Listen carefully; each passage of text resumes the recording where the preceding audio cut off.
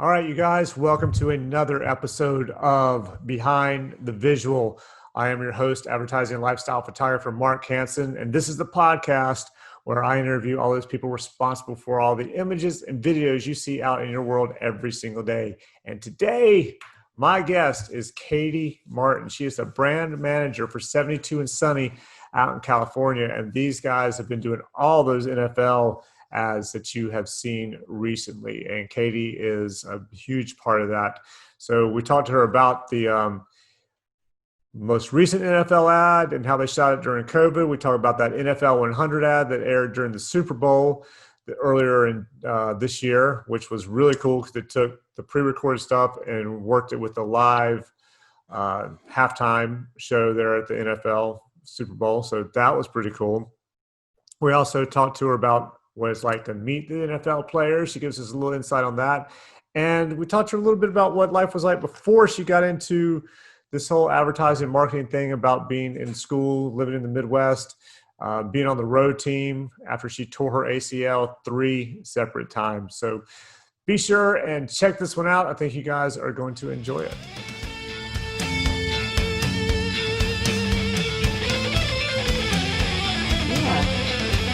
Well, thank you for doing this. I really appreciate you doing it. So thank you for having me on. I appreciate it. Oh, absolutely. Yeah. Those NFL ads caught my attention. I was like, oh shit, we need to talk. Yeah, no, they're a lot of fun. So tell me how you got started on this whole thing. So how'd you end up in advertising? I've always been interested in, I feel like not many people would answer this way, but I've been interested in marketing since high school. I don't know if you're familiar. It may just be a Midwest thing, but DECA. Yeah. I honestly don't even, do you remember it? Yeah.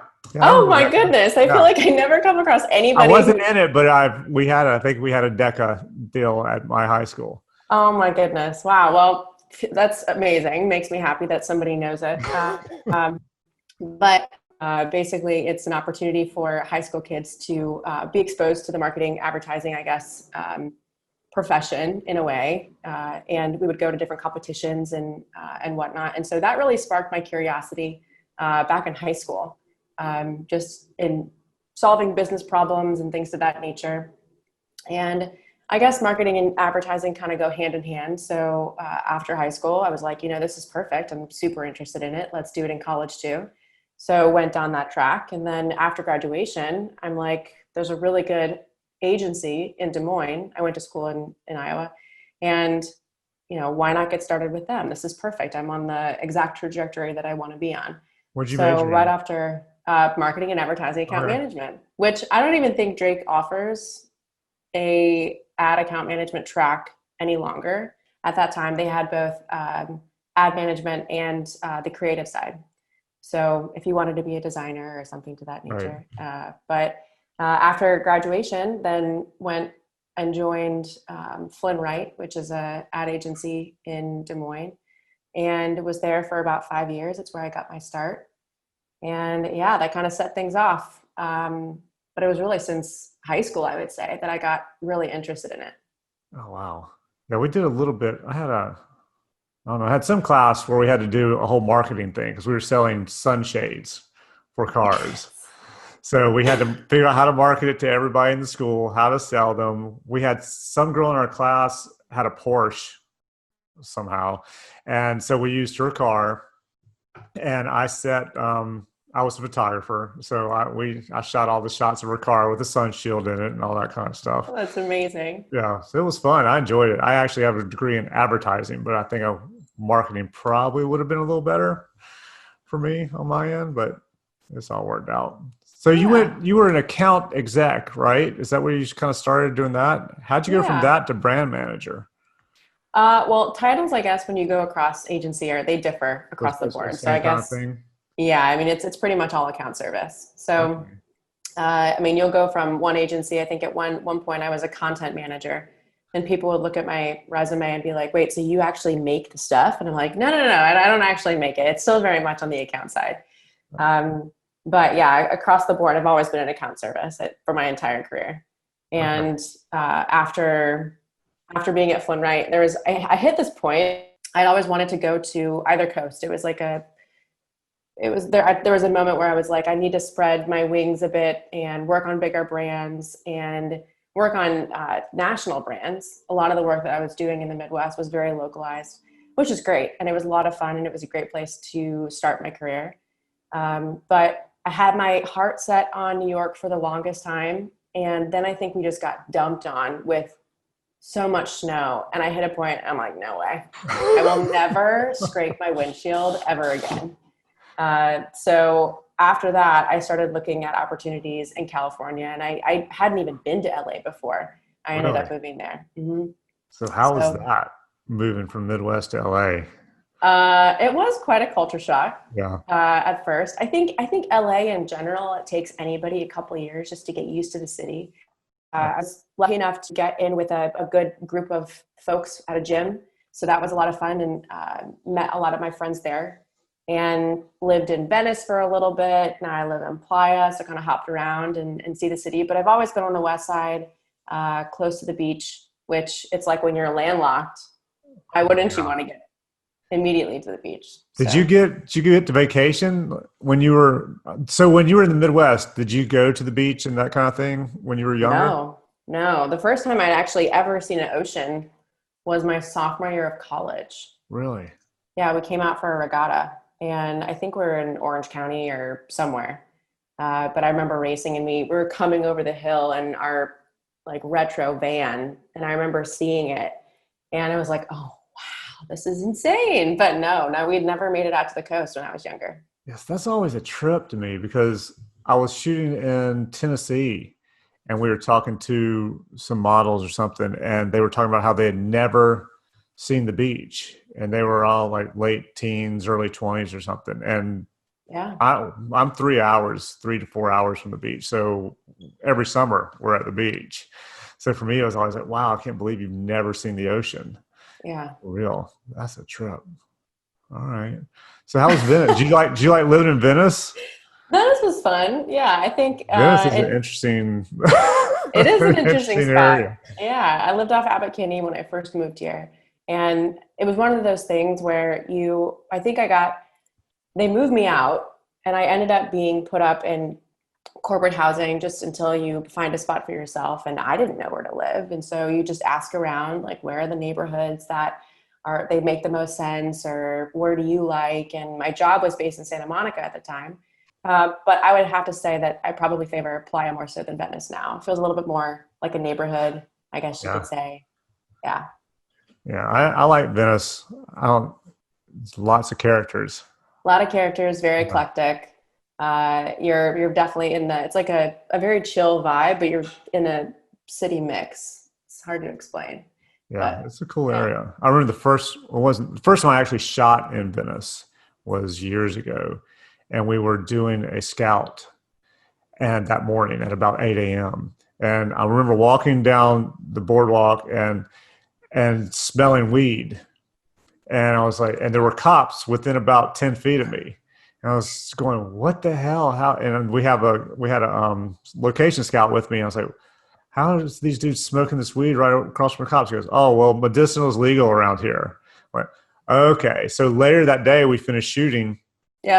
And I'm walking back up, and some chick with a clipboard stops me and goes, would you like to see if you qualify for medicinal marijuana? Seriously? Yeah. And it was literally, I looked over to the side, and there was the medicinal marijuana shop right next to the Botox place. And I figured it was the same doctor just going back and forth between the two of them, shooting you in the forehead with your Botox and then taking you next door to get your weed to take care of the pain from the Botox or whatever. Quintessential LA right there. Yeah. No. Yep. Figured all you gotta do is just say, I get migraines all the time. And they're like, oh, here you go see the doctor. That sounds about right. Yeah. You see little shops, I guess, pop up everywhere. MedMen, all those kind of places. Yeah. Okay, so let's switch back to college for just a quick second. Tell me about being on the row team. I want to know about that deal, because I'm always interested in that, like how everybody's all in sync, how there's that one person screaming out to everybody, telling them when to do it and all that, and how much practice, how cold is it, all that stuff. Oh, wow. All the above, yes. I I played a lot of sports and growing up, and soccer was my big one. Played a little bit of basketball, and I ended up tearing my ACL 3 times in my right knee. So going into college, yeah, it was the worst. It's still torn, but you can still function on a torn ACL. Right. Yeah. Is it going to repair itself, or did you just? Oh no, I did it. My first time I did it my junior year of high school in a basketball game. I hyperextended, going up for a layup. Nobody around me. So you think that I was at least in some sort of, kerfuffle, but no, not of course. And then taking a free kick my senior year of high school, I was even wearing a brace at that point, and ended up doing a partial tear, but it was my senior year and I still wanted to play. So I kept playing, and then some girl took my knee out in another game, and I knew it was, you could hear a pop at that point. So knew it was torn again, got surgery, and then the last time was my senior year of college, giving someone a piggyback ride on uneven ground at night, like an idiot, and ended up hyperextending, twisting my ankle, doing something, I don't know. But it was torn again, and then I never got, what'd you say? Were you sober? I'll leave that detail out, but I just hear night, piggyback, college. Oh yeah, it was stupid, but Yeah. Oh, wow. That's a lot. Prepared after that. Yeah, but that basically leads me to say that soccer was never going to be in my future in college. And I really missed organized sports. It was a big thing for me. And so actually a girl from my business fraternity suggested it. She's like, why don't you come out for the row team? And I'm like, what's rowing? Yeah. It's not something that you do in the Midwest. It's very much a coastal sport. And so she's like, like everybody, like we're in a boat, there's like an 8-man boat. And I'm like, oh, okay. I feel like I've seen it and I've heard about it, but it was never something that I really thought that I was going to be a part of. And she's like, don't worry, you can come out. It's D1 and they don't cut anybody. I'm like, oh, really? I don't have to try out. I'm like, she's like, no. I'm like, okay. So I go out my second semester of freshman year. And after that, I was hooked. You start to see a big influx of girls. Actually, girls are D1 and guys would be considered club. So we didn't even have a guys team. It was just female. Okay. And a lot of folks come out at the beginning of the year for the long regattas. And then you start to see a bit of attrition as you head into the winter season because it starts to get cold. You're on ergs or rowing machines the entire winter months where a lot of the hard work is put in. And then finally you get your small select crew of girls, probably less than 25 or so for the spring season. And we would row through blizzards, through crazy winds, through rainstorms. If it's rowable, you're out there. And starting at 5:45, you had to be up every morning, 1.5, 2 hour practices every day. And then you'd have strength sessions 2 times a week, I believe. I was with them my entire 4 years, except for the 1 year that I studied abroad. But I came back and rowed again my senior year. Wow. All right. Even with a torn ACL. God, yeah. I actually heard a commercial the other day for some rowing machine. It was talking about where it's 80% of your body. It's the better than jogging and riding a bike and all that kind of stuff.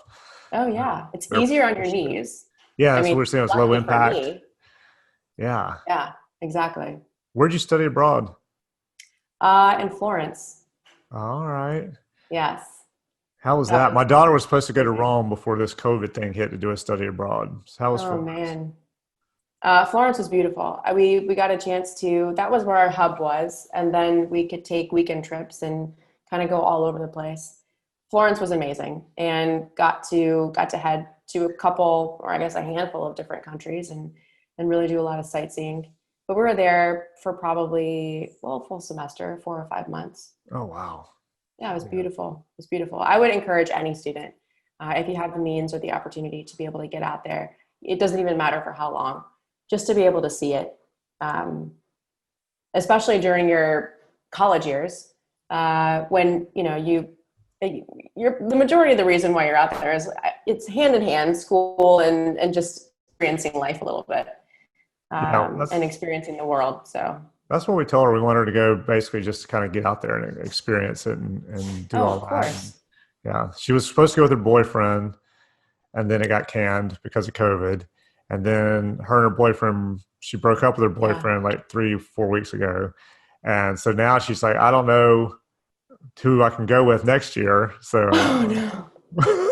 I'm sure she'll figure out those plans for But sure. probably, hopefully, yeah. Oh, I would Yes. think so. Okay, so when did you get over to 72 and Sunny? Yes. So I started with those guys in October of 2018. So I was working at Crispin Porter Bogusky for 3 years when I moved out to LA, and that's who I started with.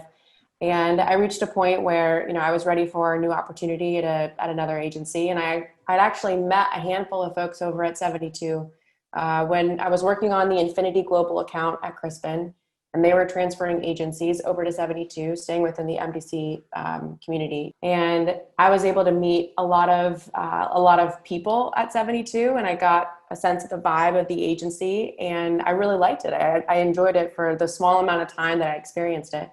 So when I got a call, at that point, it was the interim president gave me a shout and basically said, "There's an opportunity available. Would you be interested? It's a new business." And I had never done new business before. I felt like they had relatively transferable skills between account service and new business. It felt like a similar thing. So I was up for the challenge. I'm like, yeah, let's do it. So made the jump. I was working on new business pitches, and one of those happened to be the NFL.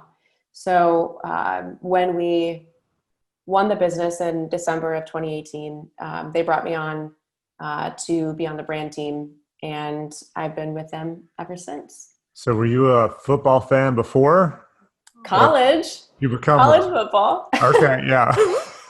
We don't have. I mean, unless you find some sort of a team, or there's family team or affinity to a team when you're younger. In the Midwest, it's all about football, and from Omaha, or college football rather, and Right. from Well, that makes sense. If you're from the visitors. Midwest, yeah, that you would just be a college football fan. Yeah.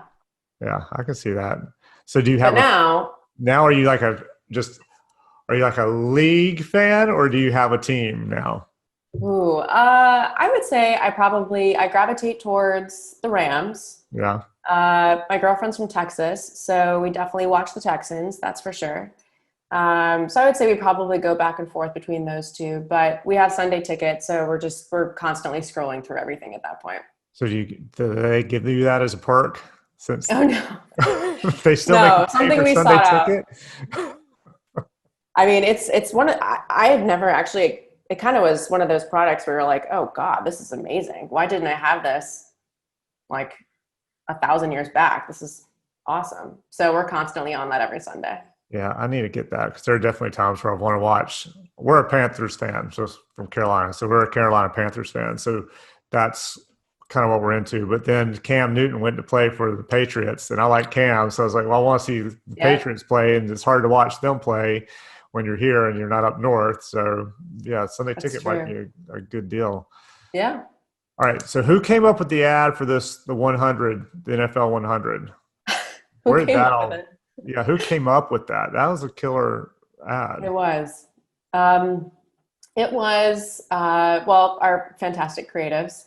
Um, it was one of those things where probably back in June, July, I guess, is when you start thinking about it, or, it kind of depends. You start really doing the majority of the planning come Q4.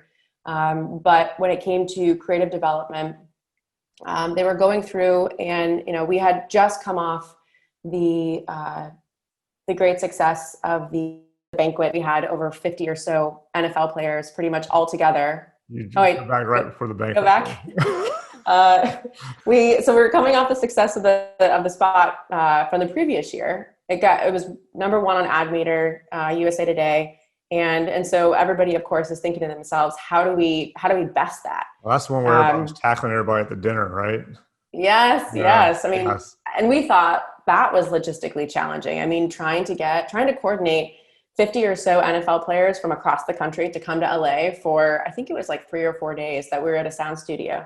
And I mean, it was an undertaking, to say Did the you guys least. build out that whole banquet area? Oh Was that a yeah, whole build? complete set build. Oh, Yeah. wow. So it was that one at that coming off of that, you're thinking nothing can be more challenging than this. And then, came the live integration component for this year. So it was really, script draft, script draft, script draft. And when we brought the idea to the NFL, it was something that they got really excited about, which is what I really love about those guys. They're always stoked to jump on an opportunity.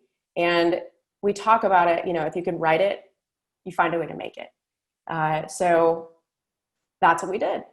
And the cool thing about that spot in particular is that it was probably one of the most logistically challenging productions I've ever experienced in my entire career. What was obviously super unique about the spot was the live integration. And we needed to, it was the 100th season. So aside from wanting to best the year previous, we didn't just want to celebrate the game, but really be a part of it this year. I think that was the primary mentality. So going back, we wanted to kind of tell the full story of like start to finish. And the spot started with a punt return. And we also wanted to really showcase the future of the NFL, which starts with kids. And so we found a very standout. I remember the guys going through constant reels and trying to find some of those kids, because they'll put videos on the internet. You can go through and you can find folks. But we found this one kid, Maxwell Bunchy Young, who was a 13-year-old kid, basically incredible skills for a 13-year-old when it came to football. Some of the moves, I'm like, this is a mini OBJ. This is insane. He already had that blonde hair? He did. I mean, he would dye it crazy colors and all of that. And so it was kind of perfect that it was the blonde. But he had such a fun personality. One of the sweetest kids I've ever met. Very humble, but so good. Yeah, I was impressed by that kid and the way he just went out there and did his thing and was getting the crowd and just the whole thing. He was impressive for a kid that young. Totally. And some kids, you're right. I mean, some kids will stiff up and they'll get nervous when they go out in front of millions of people. Oh, yeah. So it was pretty impressive. But yes, it basically took, I mean, storyline overall, started in Canton, Ohio. And then as they're doing gameplay, starts with the pickup game with a bunch of kids. And then you just happen to see Jim Brown sitting on a bench, and he and Bunchy make eye contact. And he says, "Take it to the house, kid."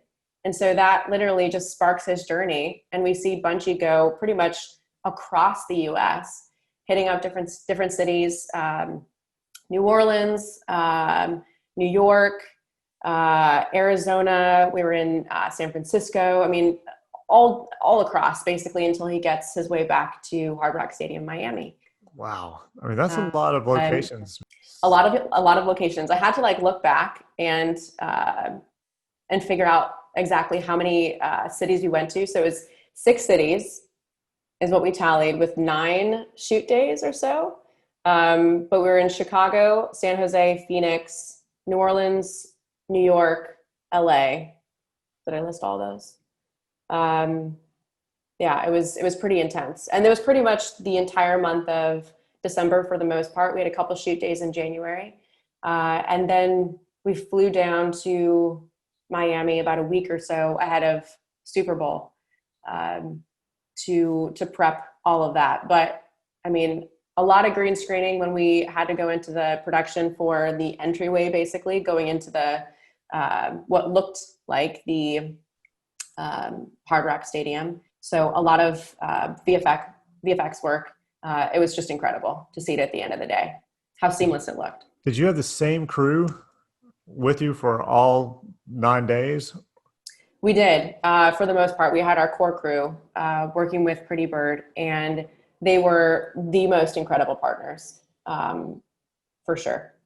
Because going across the board. It looked like a lot of work for, if you're talking about 6 different cities, 9 days of shooting, y'all must have been hauling.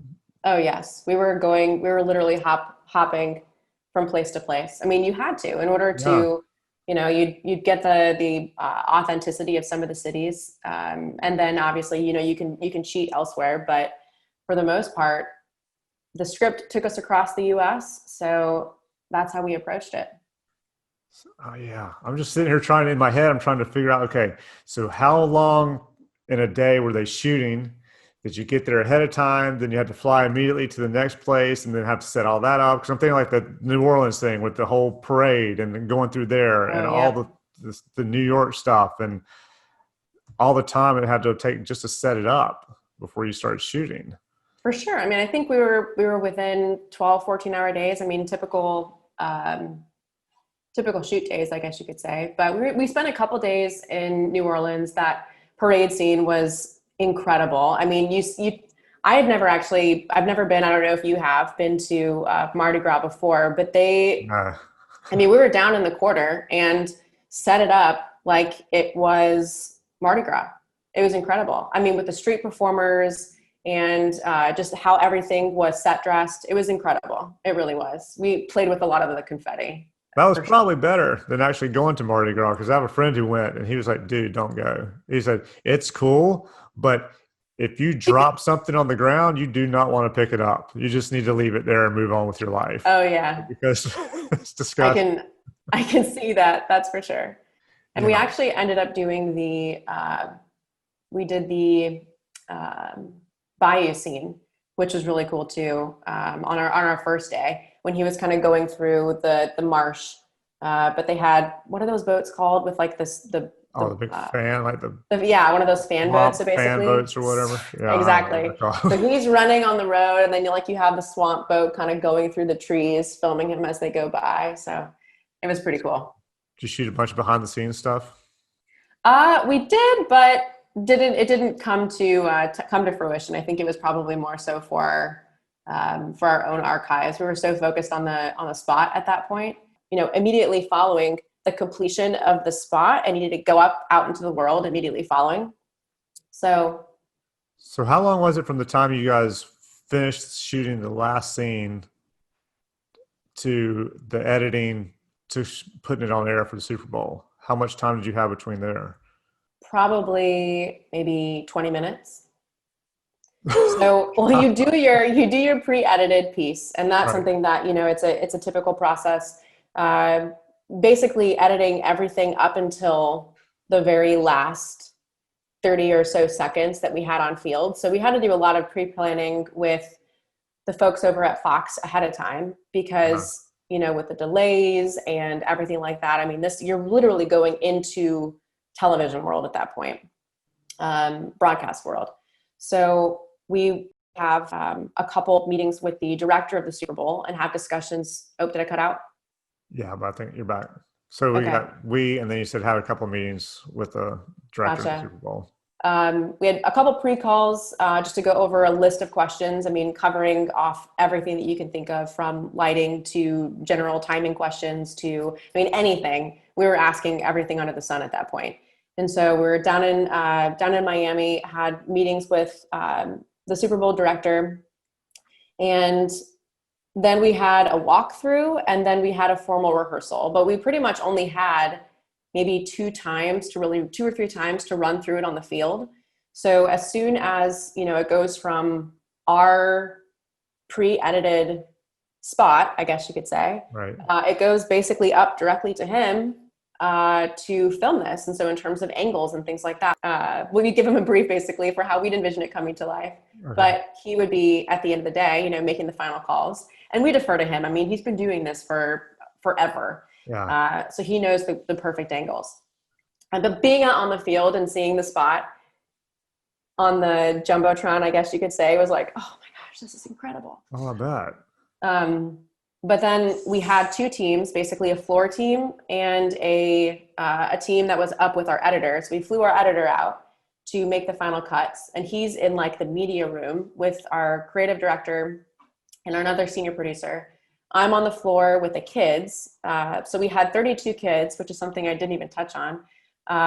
We sent out a casting call ahead of this back in November for kids to upload a video, answer a handful of questions. It was an audition video, essentially. Out of 18,000 submissions, we had to narrow it down to around 32 kids, Oh, basically wow. one representing each of the teams. And so day of, those kids were out. We went through a couple, they were part of the walkthrough, they were part of the rehearsal, all those things. But we were down with them kind of like in the corral room. And as soon as they got the go ahead, somebody teed them up and then they sprinted out onto the field. And we were done at that point for at least our down crew. And then that's when the magic started up for the folks up in the media room. So as soon as he was done with the 30 or so seconds of the kids being on field, Bunchy handed the ball to the ref. Next 100 came up as the tagline at the end of the day. We then took that bit of footage, slingshotted it, I guess, to where our editor immediately put it on and then sent us the files so we could put it out into the world. But it was probably a 20 to 30 minute time period between plopping the live section onto the pre-recorded section and then sending it out. Yeah, it was amazing. Yeah, it was really cool. With the kid, how'd you work that out as far as how much time he could be on set and school and all that kind of stuff? That's a definitely big component. We had a set teacher who would come and you'd have to abide by timing and how long. It depends on how old they are too in terms of age, how long they can be working for a consecutive period of time and when they need to be taking breaks. So abiding by all of those types of rules and regulations that go into play. But shooting with kids is they're kids. They want to play.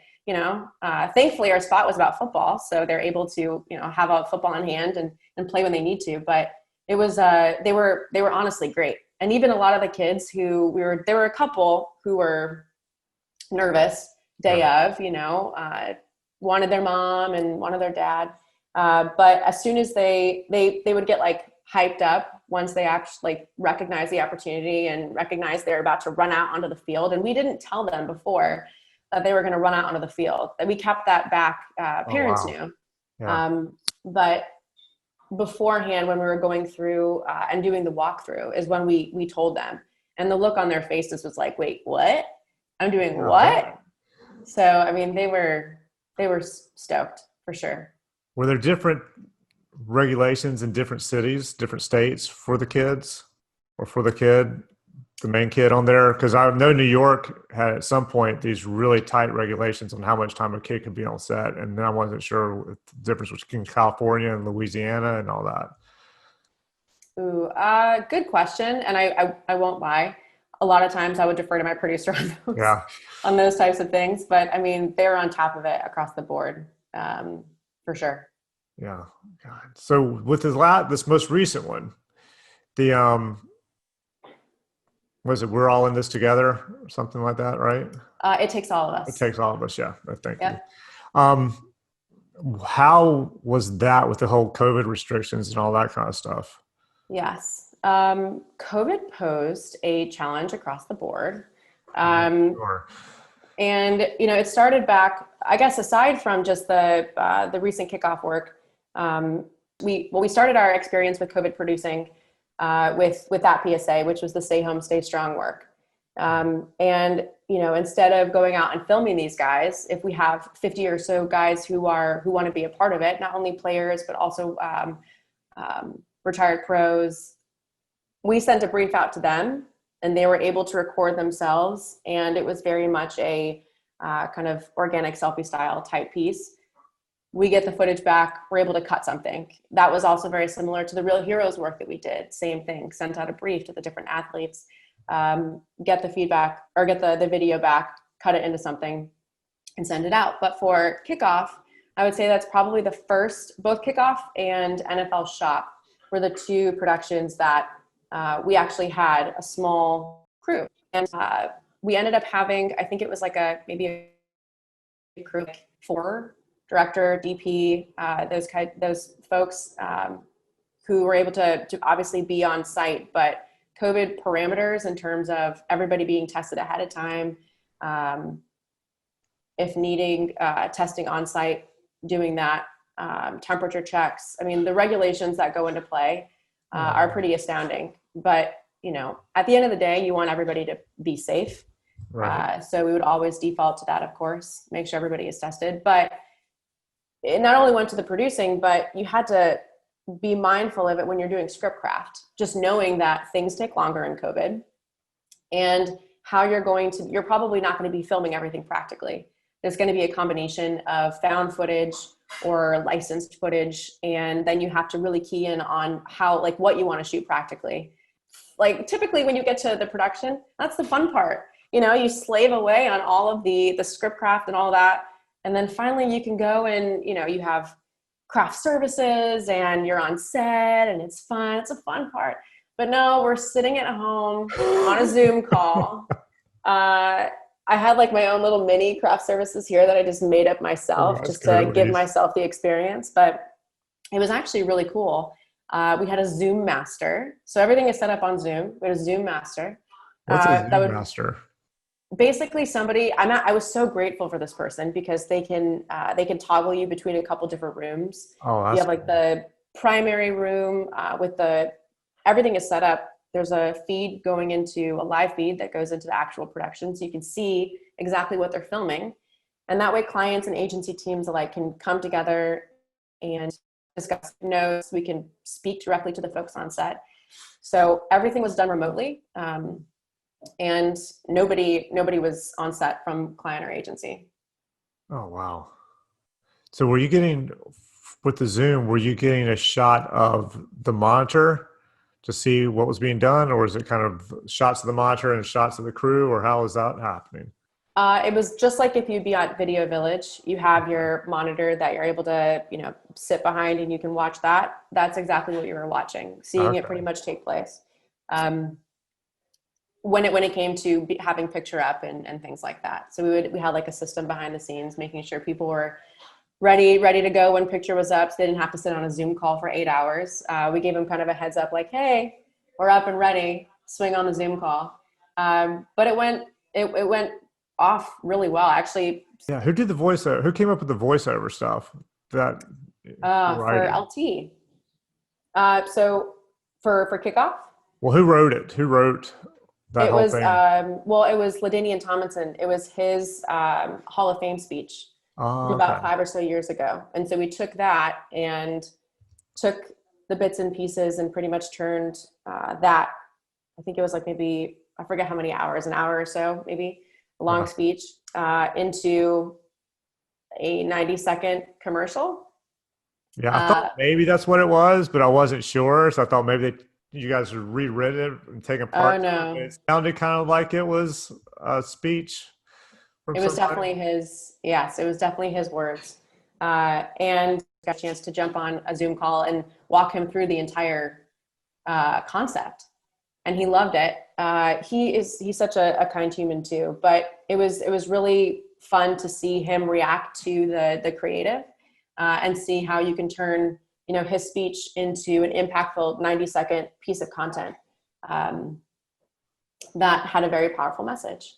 Yeah. So it was a lot of fun. Yeah, you guys are doing some kick-ass work over there, for sure. We're having fun. We're having fun. That's for sure. How was it being at the Super Bowl? Oh my goodness. Well, I'd never been to a Super Bowl before. That was my first time. I'd never even been to Miami. So a lot of firsts, that's for sure. Yeah. It was electric. There's really no other way to describe it. I think you're on a constant high, especially being down in the unders of the stadium. We missed the first half of the game because we're in preparation for this. So as soon as everything was out the door, we can kind of take a breath. Then we went up and sat in the stands to go watch. I think it was Shakira and J-Lo, and so we got to see like the second half of their show, which was so much fun. And then watch the rest of the game, which was incredible. Yeah, I would love to go to Super Bowl someday. It's kind of on the list of things I'd like to do. Yeah, and get to one of those and check it out. Okay, so tell you what, last thing. Yeah. What's the strangest, most interesting thing that's happened to you since you've been in this whole business? Man, I wish I had like a very like crazy answer. Now I'm gonna say this, and then something like insane is gonna happen to me. So thank you. This is how it's gonna start. Probably the coolest thing that's happened to me while I've been working in this industry would be just the chance to meet, especially working on the NFL, all of these players. Because for, when I think we had a photo shoot that was part of not this past shoot, but the one prior. They were coming in and you're shaking their hands and you're meeting them in person and you're talking to them, and they have all different types of personalities. You have some who are a little bit more soft spoken, and then you're seeing some of these, folks like Jim Brown, who, incredible athlete back in his day. But the producers are having more crazy stories. Like, one of them was able to wear all of Brady's Super Bowl rings. That's pretty intense. But I feel like it's almost more, it's weird things like that kind of happen. But it's not even that weird. I feel like I should be asking you, what are some of the weird things that you've been seeing in this industry? Because you've probably seen weirder things than I have. I don't know. It's just, for me, it's just I don't know how weird it is. It's from everything from staying in crappy hotels where you sit in the bed and it sinks straight to the floor, and then you get moved to a room where it's on the alley and the bathroom has a window looking straight out into the alley, so everybody walks by can look at you, to I don't know, models, just you're looking, doing clothing changes, and models just like stripped down to absolutely nothing, and just the first time you see it, you just go, like, wait, try this what? on too? Will you try this on too? Will you try that on too? Just little stuff. And then God knows, I'm sure there's a bunch of other stuff going on in there as well. But yeah, I think meeting all the players is pretty cool. I mean, it is. It's tough to beat that. I would think. It's pretty cool. Well, thank you so much. Thank you. I appreciate it. My God, you guys are doing some really cool stuff. I was telling a friend of mine, who actually, she's been a rep forever, and now she's a consultant, and I think she's thinking about going back to being a photo rep, Maria Avatabile. And I told her I was interviewing you, and at 72-inch Sunny, she's like, my God, they're doing such really cool stuff over there. So, I mean, thank you. I think everybody knows about you guys, and and these NFL ads have been kicking ass. Yeah. That's awesome. Thank you so much. I appreciate that. Thank you. And everybody watching, listening, be sure and like it, thumbs up it, share it with all your friends, whatever else you got to do to keep people watching this whole thing, and we'll keep doing it.